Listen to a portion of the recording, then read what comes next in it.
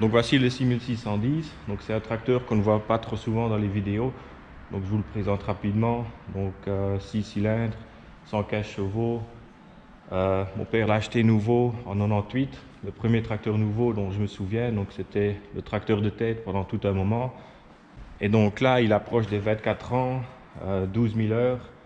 Il n'a jamais eu de gros problèmes. Donc je crois vers 8 000 heures on a dû remplacer le boîtier du processeur. Mais je crois que c'est à peu près tout ce qu'il y a eu dessus.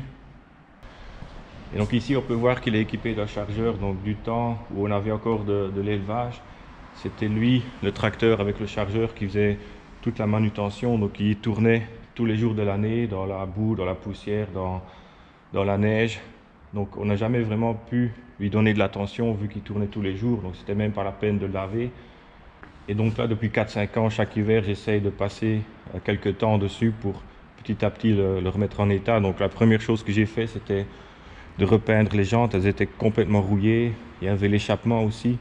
Donc ça c'était il y a 4 ans. Donc là j'ai mis une peinture spéciale qui résiste à des hautes températures. Donc là on voit vraiment que ça a très bien tenu. Les jantes ça va aussi.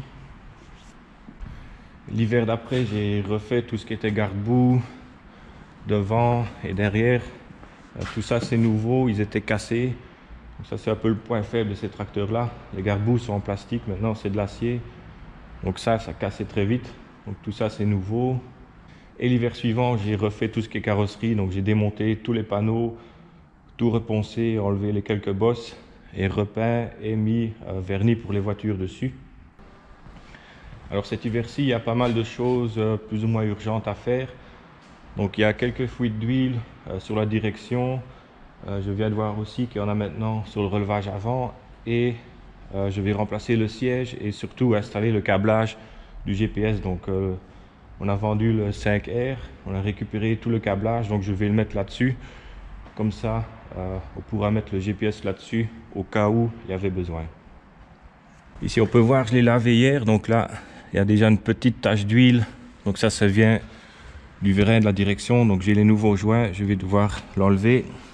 Et ici aussi, donc ça c'est plus une surprise, je savais qu'il fallait tôt ou tard les remplacer puisqu'il était gras. Mais là maintenant il fuite carrément, donc ça aussi je vais devoir trouver les joints et le remplacer. Alors la cabine globalement elle est en bon état, il y a juste le siège qui est fortement abîmé. Donc ça j'ai trouvé un siège chez le concessionnaire qu'ils allaient jeter, qui est en meilleur état, donc je vais le mettre à la place. Alors à l'arrière, on a enfin réussi à contenir toutes les fuites. Donc il fouillait très fort là à la prise de force, donc j'ai remplacé le joint qui est là. Il fouillait sur les distributeurs, j'ai de nouveau pour remplacer ceux-ci. Et ici on voit qu'il manque le couvercle du filtre à air, donc il est censé être comme celui-là. Donc ce tracteur-ci, à un moment il avait perdu sa roue sur la route avec une benne de grain derrière, donc la roue a traversé le garde-boue, elle a tout plié. Cassé le couvercle, donc j'ai toutes les pièces, je vais essayer de les réparer. Donc on l'avait juste remis comme ça, mais il y avait des petites ouvertures, des fentes, donc il y avait beaucoup de poussière qui rentrait et ça a fini par boucher les ventilateurs qui sont là en dessous du siège. Donc ça, cette année je vais essayer vraiment de réparer ça comme il faut.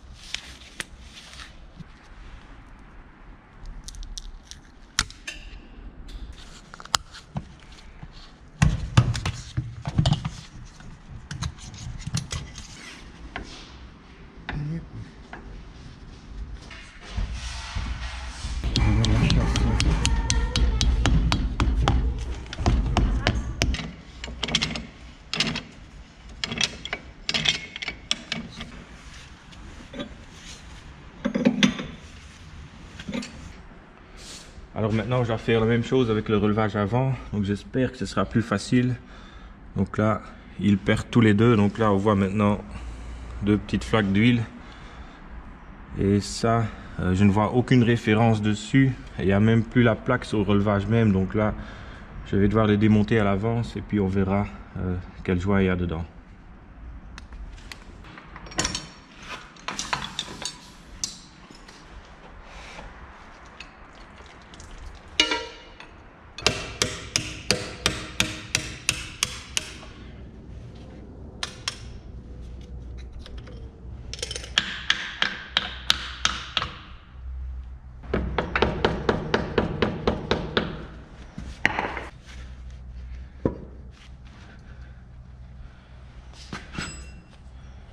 Alors ici on dirait que c'est le même système, donc là il y a un circlips, donc je vais l'enlever et on verra si à l'intérieur il y a une bague comme dans l'autre.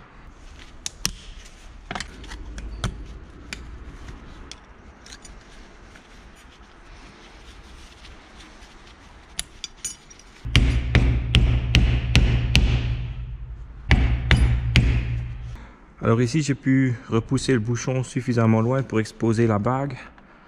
Donc ça devrait pas être trop compliqué.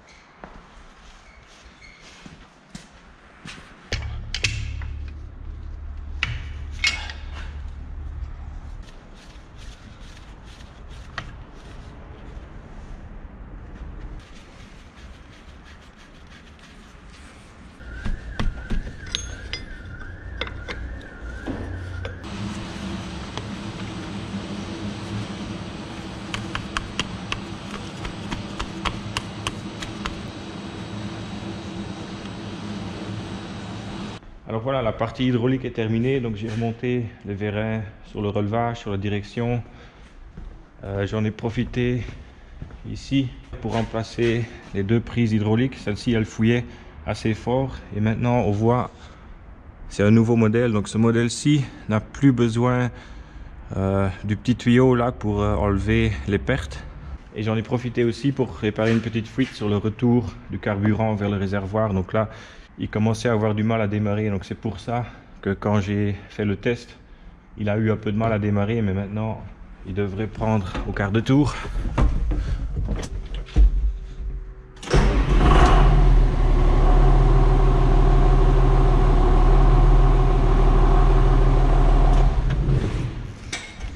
Donc voilà, j'ai tout remonté pour qu'il puisse rouler. On a besoin du chargeur demain matin, donc je ne vais pas commencer tout de suite le reste. Donc après, je vais m'attaquer à la cabine. Donc vu que je vais placer le câblage pour le GPS, il va falloir enlever le toit, enlever toutes les garnitures, enlever le siège, enlever le tapis pour avoir accès, pour cacher le câble un peu partout. Donc je vais en profiter, vu que le siège sera parti, déjà de remplacer le siège et de regarder en dessous. Là, il y a deux ventilateurs pour la ventilation et il y en a un qui reste souvent bloqué. Donc, je vais voir si j'arrive pas à réparer ça.